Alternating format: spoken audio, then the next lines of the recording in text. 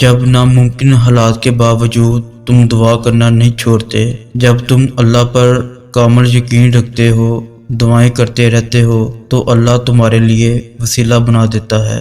جب دل بے چین ہوتا ہے تو اسے ہی تو پکارا جاتا ہے۔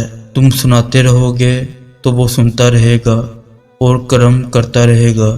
اللہ کبھی بھی انسان کو مایوس نہیں ہونے دیتا۔ وہ اگر امید کا ایک دروازہ بند کر دیتا ہے تو اس کے بدلے 10 دروازے اور کھول دیتا ہے، لیکن ان دروازوں کو دیکھ وہی سکتا ہے جو یقین کرتا ہے۔ اور جانتے ہو یقین کیا ہوتا ہے؟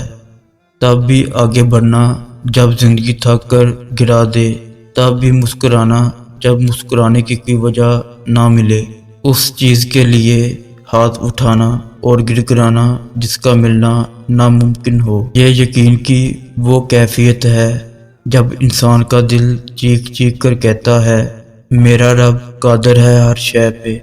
جب انسان یہ یقین کر لیتا ہے تو کیسے ہو سکتا ہے کہ پھر وہ دو جہانوں کا بادشاہ اسے اپنی طاقت کے جلووں سے محروم رکھے۔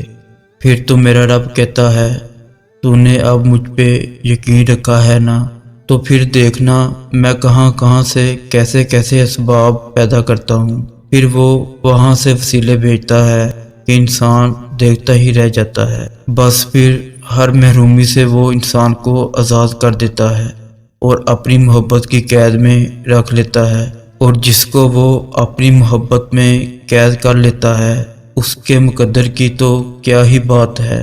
جب وہ معجزے کرنے پہ آتا ہے تو مجال ہے کسی چیز کی جو رکاوٹ بنے۔ جو چیز جتنی ناممکن ہوتی ہے وہ اتنی ہی ممکن بھی ہوتی ہے، لیکن کون جانے ہم ذرا سی دیر دیکھ لیں تو انکار سمجھ لیتے ہیں۔